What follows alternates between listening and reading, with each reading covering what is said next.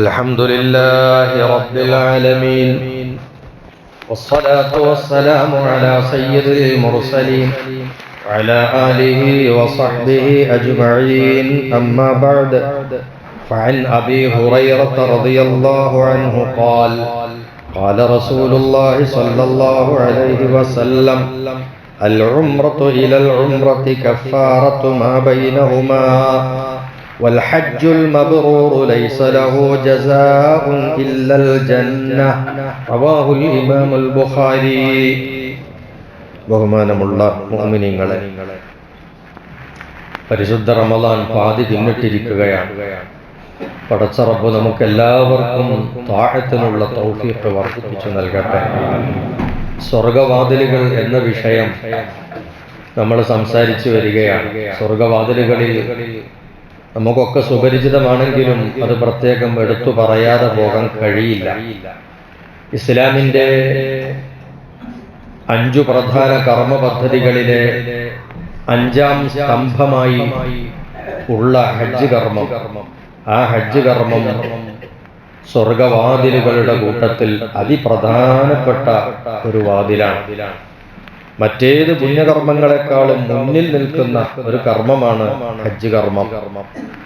ശരിയാം വണ്ണം ഹജ്ജ് ചെയ്തവൻ റജഅക യൗമ വലദത്ഹു ഉമ്മുഹു, വേണ്ട രൂപത്തിൽ ഹജ്ജ് പൂർത്തിയാക്കിയ ഒരാൾ അവന്റെ ഉമ്മ പ്രസവിച്ച അന്നേത്തെ ആ കുഞ്ഞിനെ പോലെ ആയിരിക്കും തിരിച്ചു വരിക എന്ന് അല്ലാഹുവിന്റെ ദൂതർ ഉപമിച്ചു പറഞ്ഞതിൽ ഒരുപാട് കാര്യങ്ങൾ നമുക്ക് മനസ്സിലാക്കാനാണ്. ഒന്ന്, ഹജ്ജ് കൊണ്ട് കിട്ടുന്ന നേട്ടം ചെറുതല്ല, വളരെ വലുതാണ്. ആ വലിപ്പം എത്ര മറ്റു പുണ്യകർമ്മങ്ങൾക്കൊന്നും ഇങ്ങനെ പറഞ്ഞത് കാണില്ല. ഉമ്മ കുഞ്ഞിനെ പ്രസവിച്ചപ്പോൾ ആ കുഞ്ഞിന്റെ പരിശുദ്ധി ഏതുപോലെ അതുപോലെ എന്ന് വെച്ചാൽ ചെറിയതോ വലിയതോ ആയിട്ടുള്ള ഒരു പാപവും അയാളിൽ ബാക്കിയില്ലാത്ത അത്രയും പരിശുദ്ധമായിട്ടാണ് അവൻ ആ ഹജ്ജ് കർമ്മം കഴിഞ്ഞ് തിരിച്ചു പോരുന്നത് എന്നുള്ള അർത്ഥമാണത്. അപ്പോ ഹജ്ജ് കർമ്മത്തിന്റെ അത്രയും വലിയ പുണ്യം ആ ഹജ്ജിനെ പറ്റി തിരുദൂതർ പറഞ്ഞൊരു ഹദീസാണ് കേൾപ്പിച്ചത്. ഒന്ന്, ആദ്യം ഉംറയെ പറ്റി ഒരു പരാമർശം നടത്തിയ ദൂതർ, അൽ ഉംറത്തു ഇലൽ ഉംറത്തി കഫാറത്തു മാ ബൈനഹുമാ. 2 ഉംറകൾ നിർവഹിക്കുമ്പോൾ ഓരോ ഉംറയുടെയും ഈ 2 ഉംറകൾക്കിടയിൽ അവനിൽ നിന്ന് വന്നു പോകുന്ന പാപങ്ങൾക്കെല്ലാമുള്ള പ്രായശ്ചിത്തമാണ് ഉംറ. അപ്പൊ നമ്മുടെ നിസ്കാരത്തെ കുറിച്ചും അതുപോലെ പറഞ്ഞിട്ടുണ്ട്. 5 നേരത്തെ നിസ്കാരം കൃത്യമായി ഒരാൾ നിർവഹിക്കുന്നുവെങ്കിൽ ആ നിസ്കാരങ്ങൾക്കിടയിൽ അവനിൽ നിന്ന് വരുന്ന തെറ്റുകുറ്റങ്ങൾക്ക്, ചെറുപാപങ്ങൾക്ക് പ്രായശ്ചിത്തമാണ് അവൻ നിർവഹിക്കുന്ന നിസ്കാരം. ഇതുപോലെയാണ് ഉംറ.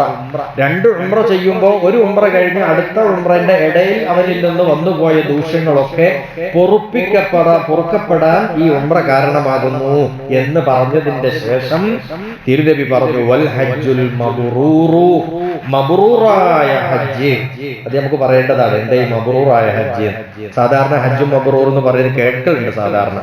വൽ ഹജ്ജുൽ മബ്റൂറു, മബ്റൂറായ ഹജ്ജ് ലൈസ ലഹു ജസാഉൻ ഇല്ലൽ ജന്ന, അതിന് സ്വർഗ്ഗമല്ലാതെ മറ്റു പ്രതിഫലമില്ല. ഹജ്ജിന് പ്രതിഫലം കൊടുക്കുകയാണെങ്കിൽ സ്വർഗം കൊടുക്കുന്നതിൽ കുറഞ്ഞതൊന്നും അതിന് യോജ്യമല്ല. ഹജ്ജാണോ, ഹജ്ജ് മബ്റൂറാണോ, സ്വർഗം തന്നെ, അതിന് ഉറപ്പാണ്, അതിന് കണ്ടീഷനാണ്, അതിന് മാറ്റമല്ല. ഈ ഹജ്ജ് മബ്റൂറിന് സ്വർഗമല്ലാത്ത മറ്റെന്ത് പ്രതിഫലം വെച്ചു നീട്ടിയാലും അത് ആ ഹജ്ജിന് പര്യാപ്തമായ പ്രതിഫലമാവില്ല എന്നാണ് പറഞ്ഞിട്ടുള്ളത്. അൽ ഹജ്ജുൽ മബ്റൂറു, ഗുണം പൂർണ്ണമായ ഹജ്ജ് എന്നാണ് അതിന്റെ അർത്ഥം. ഗുണം പൂർണ്ണമായ ഹജ്ജ് എന്ന് പറഞ്ഞാൽ ഒരു ഹജ്ജ് നല്ല ഹജ്ജായി തീരാൻ ആവശ്യമായ ചേരുവകൾ, കൂടേണ്ട കാര്യങ്ങൾ എല്ലാം നേടിക്കുമ്പോഴാണ് ഗുണം പൂർണ്ണമായ ഹജ്ജാകുന്നത്. അപ്പൊ ഈ ഗുണപൂർണമായ ഹജ്ജ്, അതിനാണ് ഈ പറഞ്ഞ പ്രതിഫലമുള്ളത്. എന്താണ് ഹജ്ജ് മബ്റൂറാവാൻ, ഗുണപൂർണമായ ഹജ്ജായി തീരാൻ വേണ്ടത് 5 കാര്യങ്ങൾ ഈ ഹജ്ജിൽ ഉണ്ടാവണം. എന്നാലേ ആ ഹജ്ജ് മബ്റൂറായ ഹജ്ജ് എന്ന് പറയാൻ പറ്റും. ഒന്ന്, ഹജ്ജിന് വേണ്ടി ഉപയോഗിക്കുന്ന പണം ഹലാലായ പണമാവണം.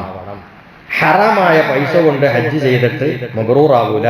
ഹറാമോ ഹലാലും കലർന്നതാണ്, ഹറാമോ ഹലാലോ എന്ന് ഉറപ്പില്ല. അങ്ങനത്തെ ധനം ഉപയോഗിച്ചുള്ള ഹജ്ജ് മബ്റൂറായ ഹജ്ജ് ആവില്ല.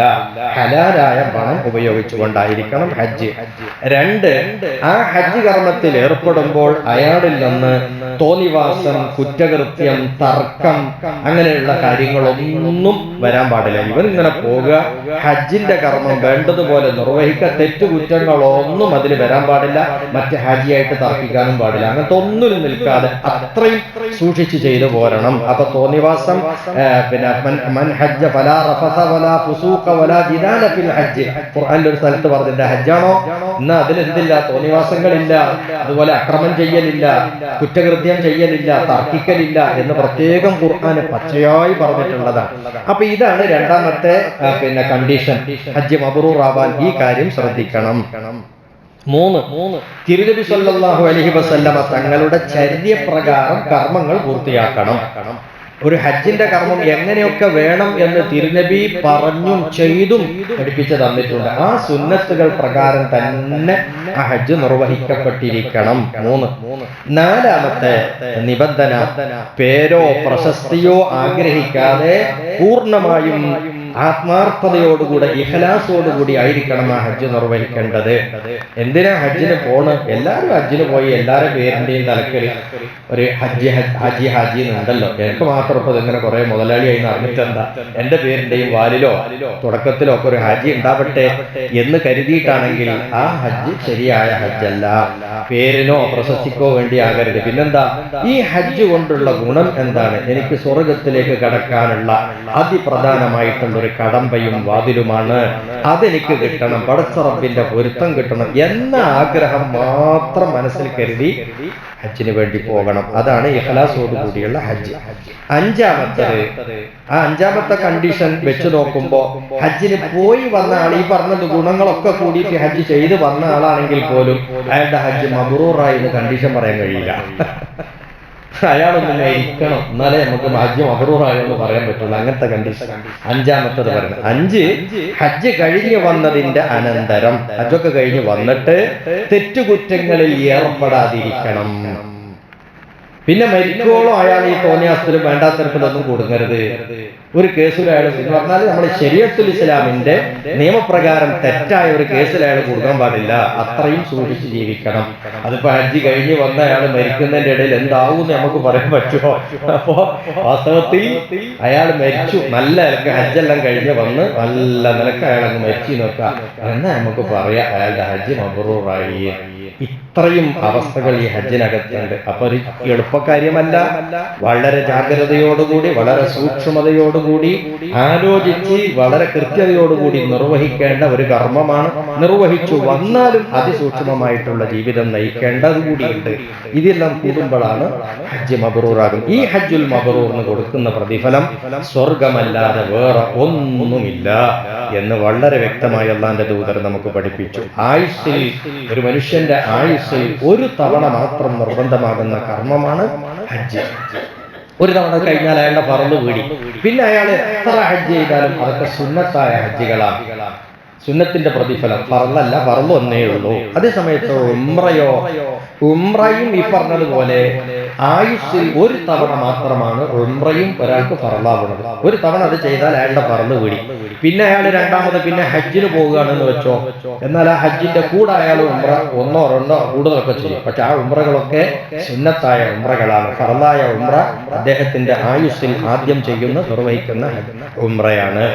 ഇന്നിപ്പോൾ നമ്മുടെ സൗകര്യങ്ങൾ കുറച്ച് വർദ്ധിച്ചു. ഹജ്ജിനായാലും ഉംറക്കായാലും സൗകര്യങ്ങൾ വർദ്ധിച്ചിട്ടുണ്ട്. ഹജ്ജിനേക്കാൾ എത്രയോ കൂടുതൽ സൗകര്യവും എളുപ്പവും കാശ് കുറവും ആണ് ഉംറ നിർവഹണത്തിന്. അതുകൊണ്ടാണ് ഇന്നിപ്പോ ഹറമുകളിൽ എപ്പോഴും വലിയ തിരക്കാണ്. ഒരു സമയം തിരക്ക് ഒഴിഞ്ഞ ടൈമില്ല, എപ്പോഴും തിരക്കാണ്. കാരണം എന്താ, ഈ ഉംറയുടെ വാതിലുകൾ കൂടുതൽ വികസിച്ചപ്പോ ഇഷ്ടംപോലെ ആളുകൾ ലോകത്തിന്റെ നാനാഭാഗങ്ങളിൽ നിന്നും വരികയാണ്. നമുക്കിപ്പോ 1 ലക്ഷം ഉറുപ്പ്യ ഉണ്ടെങ്കിൽ പോയിട്ട് ഉംറ ചെയ്തിട്ട് വരാം. അപ്പൊ അതുകൊണ്ട് ആ ഉംറ എന്നുള്ളത് പവിത്രമാണ്. ചില ആളുകൾക്ക് സമ്പന്നരാണ്, പിന്നെ ഹജ്ജും ഇല്ല, ഉംറയില്ല, ഒന്നുമില്ല, അയാളൊക്കെ മരിച്ചു പോവുക. ഇച്ചാന്നാണ് അയാൾ ഇപ്പോഴും പറഞ്ഞുകൊണ്ടിരിക്കുന്നത്. മരിച്ചു കഴിഞ്ഞ് പക്ഷെ അയാൾ ഇച്ചാന്നല്ലേലും പറയേണ്ടത്. ഉംറയോ ഹജ്ജൊക്കെ ചെയ്യണ്ടേ, അതൊക്കെ ചെയ്യാൻ സാധിക്കുമായിരുന്നു. സ്വത്ത് മുതലൊക്കെ ഉണ്ടായിരുന്നു. അയാൾ മരിച്ചു പോവുകയും ചെയ്തു. മരണത്തിന്റെ അനന്തരം മക്കൾ അയാളെ സ്വത്തിന് വേണ്ടി കടിപിടി കൂടുകയാണ്. ആ മക്കൾ പിന്നെ ഈ വാപ്പാക്കോ ഉമ്മക്കോ വേണ്ടിയിട്ടുള്ള ഹജ്ജ് ചെയ്യിപ്പിക്കാൻ പോലും അവരെ ശ്രദ്ധയിൽ വരുന്നില്ല. ഹജ്ജിന്റെ കാര്യം പറയുമ്പോൾ തന്നെ ഹജ്ജിന് ആളെ പറഞ്ഞേക്കണോ, അപ്പൊ നമ്മളെ സ്വത്ത് കുറയും എന്നുള്ള ചിന്തയിലാണ് വരുന്നത്. അത്രത്തോളമാണ്. അപ്പോൾ അത് വളരെ ഗൗരവമുള്ള കാര്യമാണ്. ഫർളായ ഒന്നാണ് ഹജ്ജും ഉംറയും. അത് കഴിവുള്ള ആളുകളൊക്കെ ചെയ്തിരിക്കണം. അപ്പോ ഉംറ ഹജ്ജ് ഇത് നമ്മുടെ മുമ്പിലുള്ള ലക്ഷ്യമാവണം. നമുക്കത് പോണം തന്നെ നമ്മളെ മനസ്സിൽ ആഗ്രഹിക്കുകയും നമ്മൾ പരിശ്രമിക്കുകയും ചെയ്താൽ വഴിയൊക്കെ അള്ളാഹു തുറന്നു തരും. എല്ലാവർക്കും അള്ളാഹു ഹജ്ജിന്റെ തൗഫീഖ് നൽകട്ടെ. ഉംറ ചെയ്ത് പഠിച്ചു ഉംറ കഴിഞ്ഞ് വന്നപോലെ തന്നെ നമ്മുടെ ഈ സദസ്സിലുണ്ട്. ഇപ്പോഴും നമ്മുടെ ഈ പിന്നെ റമളാൻ ആയതിന്റെ ശേഷം 10-14 ദിവസം നമ്മളെ കൂടെ ജമാഅത്തിനും ഒക്കെ ഉണ്ടായിരുന്ന അവരൊരു കുടുംബമുണ്ട്. ഓരോ അവിടെയാണ് ഉംറക്ക് പോയിരിക്കുകയാണ്. അപ്പൊ യഥാർത്ഥമുണ്ട്, ഉംറ ധാരാളം ചെയ്യുന്നുണ്ട്. ഇപ്പൊ നോമ്പ് കഴിഞ്ഞാൽ നമ്മൾ അതിനൊക്കെ ശ്രമിക്കണം. കഴിയുന്ന ആളുകളെല്ലാം ഉംറക്ക് പോകണം, ഹജ്ജിന് വേണ്ടി നിയ്യത്താക്കണം, അതിനും ഒരുങ്ങണം. അല്ലാഹു തആല സാധിപ്പിക്കട്ടെ. അല്ലാഹുവേ, നിന്റെ പരിശുദ്ധമായ കഅബ കാണാതെ ഞങ്ങളെ കണ്ണിനെ നീ ചിമ്മിപ്പിക്കല്ലേ അല്ലാഹ്. നിന്റെ ഹറമുകളിൽ നിന്റെ ഹബീബിന്റെ ഹറമിൽ എത്തിച്ചേരാതെ ഞങ്ങളെ നീ റൂഹ് പിടിക്കരുതേ അല്ലാഹ്. അതിനുള്ള ത്വാഖത്തും തൗഫീഖും എളുപ്പമാക്കി നീ തരണേ അല്ലാഹ്. ചെയ്ത ഹജ്ജുകളൊക്കെയും ഞങ്ങൾക്ക് നീ കബൂലാക്കി അത് നിലനിർത്തി തരണേ റബ്ബേ. അൽ ഹജ്ജുൽ മബ്റൂർ ചെയ്യാനുള്ള തൗഫീഖ് ഞങ്ങൾക്കൊക്കെയും നൽകണേ അല്ലാഹ്. ഞങ്ങളുടെ ദുനിയാവും ആഖിറവും വിജയിപ്പിക്കണേ അല്ലാഹ്. ആഖിറു ദഅ്വാനാ അനിൽ ഹംദുലില്ലാഹി റബ്ബിൽ ആലമീൻ.